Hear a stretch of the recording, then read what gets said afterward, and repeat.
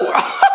Hello! Welcome to Wheel Talk. I'm Recappa Sedai. Today I'm going to delve Artur Hawkwing, the Wheel of Time's High King. There might be spoilers, who can say? I have no idea what you consider a spoiler. So, if you haven't finished reading the Wheel of Time, I recommend not watching this. You've been warned, enough preamble. Artur Hawkwing, let's do this. Who loves long books and tiny warders? Who's so over the Amerlin's orders? Who loves making every novice cry? Recappa Sedai. Oh, that's me! I pronounce this meeting sealed to the flame. Let's delve Artur Hawkwing. Hawkwing gets some casual mentions early in the Eye of the World. In chapter 29, Elias explains who Hawkwing actually was. Artur Pendrag Tanriel, Artur Hawkwing, the High King, united all lands from the Great Blight to the Sea of Storms, from the Aerith Ocean to the Io Waste, and even some beyond the waste. The stories say he ruled the whole world, and he brought peace and justice to the land. He goes on quite a bit. We learn a lot from Elias here. But it's not the most detailed recap, so I'm gonna do my own. Artur Pendrag Tanriel, also known as Artur Hawkwing, is probably based on a few figures. The name Artur Pendrag comes from Arthur Pendragon, better known as King Arthur. RJ liked to derive his names from Arthurian legend, and that choice makes sense. There's some King Arthur inspiration going on, but Hawkwing's conquest is probably inspired by Alexander the Great. Anyway, Arthur was born during the Free Years, which is the era that came after the Trolloc Wars. The 10 nations had been destroyed and humanity was rebuilding. 29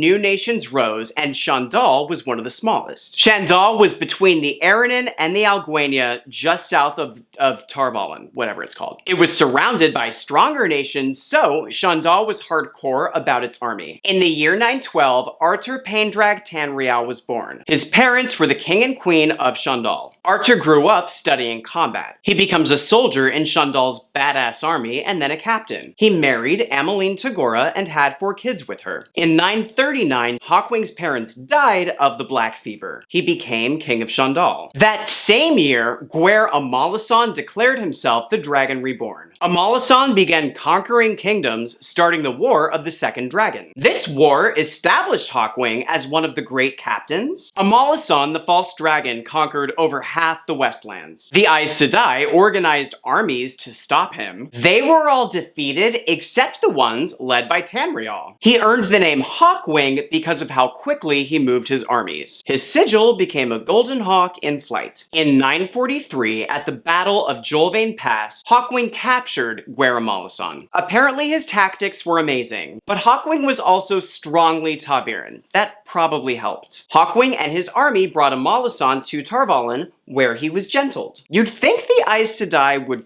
thank Hawkwing, but by bringing his army into Tarvalin without permission, Hawkwing broke the law. The Amerlin seat was Bonwyn Moragdon. She was raised from the Red Aja, and she sucked. Bonwyn told Hawkwing he had 5 days to get his army the out of Tarvalin. During those days, the False Dragon's allies attacked Tarvalin. Aes Sedai probably reached out to Hawkwing and were like, "Oh, actually, could you not leave? We changed our minds. Our Amerlin is the worst. We get that you're mad, but we really need you to fight these folks. Pretty please." The point is, Hawkwing defeated Amalasan's army and saved Tarvalin. Bonwyn was mad about it. She hated Hawkwing. Soon, kingdoms near Shandal attacked it, which started the Wars of Consolidation. Hawkwing thought Bonwyn was behind the attacks. He won every battle. For the next 20 years, Hawkwing conquered his empire and became High King. Near the end of the consolidation, his son was killed in battle. 2 years later, his other 3 kids and his wife were poisoned. Hawkwing shut down and became a jerk, which is understandable. His decrees got harsh. Historians call the next 4 years the Black Years, or the Years of Silent Rage. Isn't that cool? The Years of Silent Rage. But after all that, after 20 years of conquering and consolidation, there were 23 years of peace, which is not bad, I guess. It's not great. Hawkwing married a second wife, Tamika. They had 3 or 4 kids. In 973, Ishamael came to Hawkwing's court. He called himself Jalwyn Moriad. Ishi influenced Hawkwing, turning him against Aes Sedai. Hawkwing fired all the Aes Sedai helping him, including his advisor. Then his armies laid siege to Tar Valon. The siege continued for the rest of Hawkwing's life. But it gets so much worse. Under Ishi's influence, Hawkwing sent his son Luther to conquer lands across the Aryth Ocean. So Luther and a massive fleet leave for Seanchan. The next year, Hawkwing sent one of his daughters to Shara. It's unclear what happened to that fleet. If you ask a Sharan, they'll say there was no invasion. But it's Shara, so who knows? The year after that, in 994, Hawkwing died. He was 82. He lived just long enough to send Luther to Seanchan, so he could ruin countless lives for generations to come. As Elias mentions, the steading in chapter 29 is where Hawkwing planned to build his capital city. They built the statue for this great city that was in the works, and the day they finished it, Hawkwing died. Which sucks, but it's also pretty funny. Hawkwing had no heirs when he died. If Luther or his Shara-bound sister were alive, they were too far away to matter. This led to a struggle for power called the War of the 100 Years. Everyone wanted a piece of Hawkwing's empire. Tyr declared independence, claiming Mayenne as a part of Tyr. Mayenners and everyone else were like, hell no. Tyr was too busy to actually conquer Mayenne. And then something amazing happened. I lived for this. 10 years after Hawkwing's death, Mayenne's ruling council made an announcement. Hawkwing's grandson, Tyrn Sur Pendrag Meshera, was still alive. In fact, he was their new leader, the first of Mayenne. The rest of the empire said, no, I call bullshit.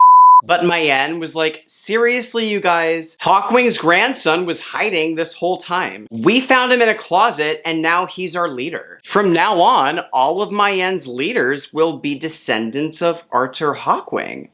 We're not making it up, you're just jealous. I love this. Normally, I would root for Mayenne. Fake it till you make it. But no one believed them, and in the Third Age, Berelain is still claiming to be Hawkwing's descendant. If you think about it, that's sad, but also amazing. After the War of the 100 Years, the new era began. Hawkwing's empire had been redivided into 24 kingdoms. His conquest defined Third Age nations, but his legacy extends beyond that. When Luther crossed the Aryth Ocean, he founded the Seanchan. Seanchan entitlement, the culture, the Adom, it all started with Luther. That was more Ishamael's doing than Hawkwing's, but whoever was to blame, it was a part of Hawkwing's legacy. Seanchan used their empress's lineage to justify all they did. Even if their empress was Hawkwing's descendant, Seanchan was created because Ishamael wanted it. Cling to your lineage all you want, empress, may you live forever. You only have power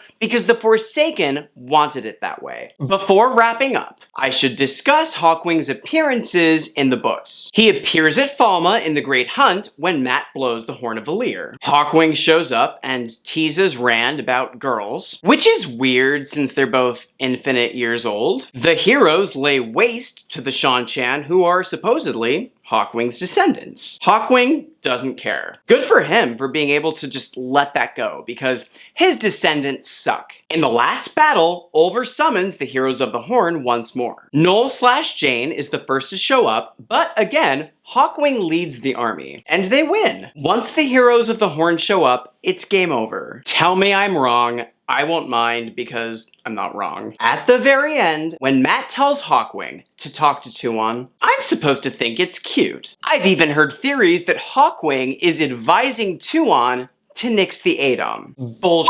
If that were the case, Mat would have at least mentioned it. Mat didn't send Hawkwing to instruct Tuon about the Adom. Mat wanted his wife's ancestor to say hi because it made Tuon feel special. That's what Tuon needs. That's what all children need. That's it for this episode. Thank you for watching. If you can like the video and subscribe, that would be fabulous. It helps the channel. If you'd like to support Wheel Talk and help it continue, the best way is to sponsor sponsor the show on Patreon.